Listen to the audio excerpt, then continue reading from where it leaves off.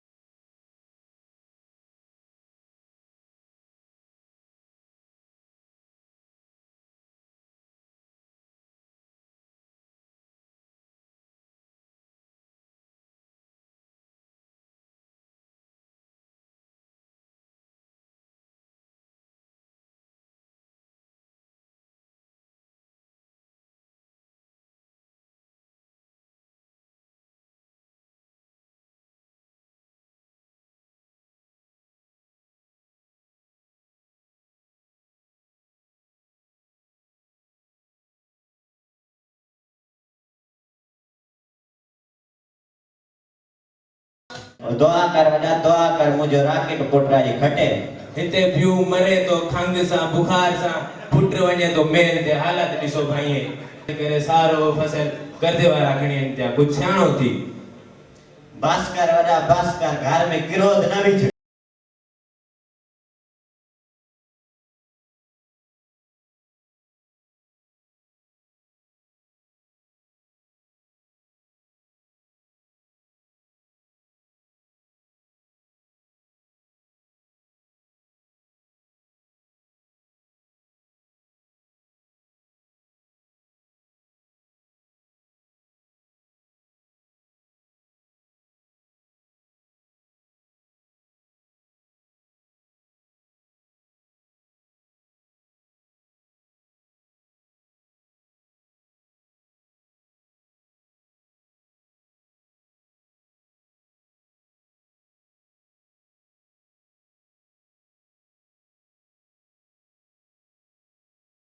शागिर्दन ऐं उस्तादन सकाफत बाबत Sindh TV news सां वीचार वंडी दे चयो त मोहतरम दोस्तों बहरोज तो खबर है था ही सिंध वरी नसीबन रिसिंद है, सिंध वरी बरकतन रिसिंद है।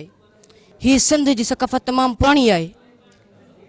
ही उहा सिंध है जिन बारे में हजूर अकरम सल्लल्लाहु अलैहि वसल्लम फरमायो होता मुके सिंध का थदड़ी हीर थे चे।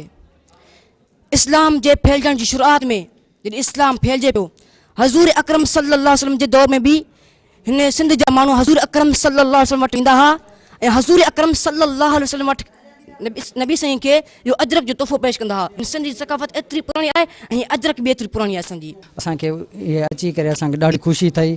हिन करे मां हिकु नंढो मैसेज ॾींदुमि त इहो फंक्शन हर स्कूल में कयो वञे ताकि ॿियनि खे बि ख़बर लॻे त असां सिंधी आहियूं।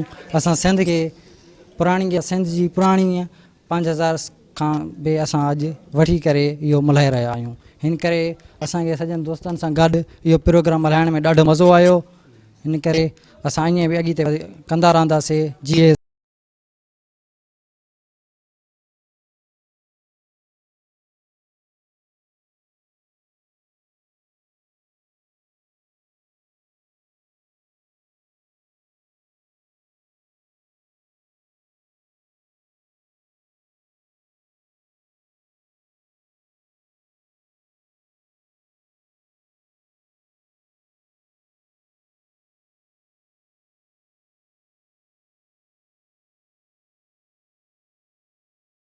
अहिड़ा इवेंट्स थियनि था ताकी असांजी जेकी यंग जनरेशन आहे उहा हिन शइ खां वाक़ुफ़ु थिए।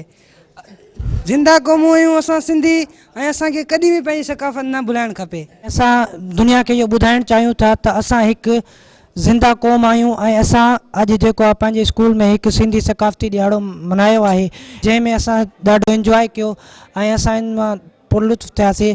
असां सिंध टीवी वारनि जो शुक्रगुज़ार आहियूं त हुननि असांजे इन प्रोग्राम खे दुनिया खे ॿुधायो ऐं ॾेखारियो त सिंधी हिकु ज़िंदा क़ौम आहे।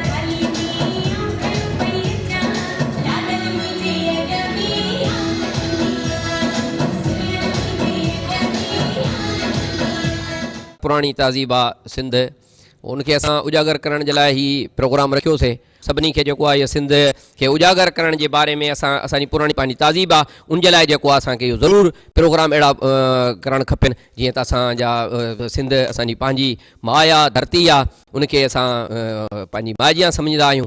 सो असां इनशा अल्लाह ताला जेतिरे ताईं हिन इदारे में आहियूं या न बि हूंदासीं त इनशा अल्लाह ताला ईअं मुल्क रवंदो रहंदो असां पंहिंजी सिंध की पुरानी तहज़ीब खे जेको आहे उहो यादि कंदा रहंदासीं। इहा असांखे तमामु सुठो प्रोग्राम लॻे थो। सुठा असांजा ॿारनि प्रोग्राम कयो आहे जेके बि दोस्त ॾिसी तमामु ख़ुशि थिया आहिनि। उन खां पोइ असांजी तव्हांखे रिक्वेस्ट इहा बि आहे जेतिरा बि आहियो दोस्त जेतिरा बि सिंधी आहियो सभई इहे प्रोग्राम करो। तमामु सुठी ॻाल्हि आहे। इहा अॼु खां हज़ारे साल पुराणी सखावत आहे जेके असांखे मुंहनि जे दड़े खां मिली आहे। स्कूल जे शागिर्दनि ऐं उस्तादनि जो चवणु हो त सिंध जी सकाफ़त खे मल्हाइण सां असांखे ईद जीअं ख़ुशी मिलंदी आहे। हीअ असांजी क़ौमी टी ईद आहे। सरकारी तोड़े ख़ानगी इदारनि में सकाफ़ती प्रोग्राम मल्हाया वञनि त जीअं दुनिया खे ख़बर पए त सिंध हज़ारे साल पुराणी तहज़ीब रखंदड़ आहे। सिंधी क़ौम हिकु पुरअमन ऐं प्यार करण वारी क़ौम आहे। कैमरामैन सईद मंगी सां गॾु अब्दुल गफ़ार मलिक, सिंध टीवी न्यूज़ उबाड़ो।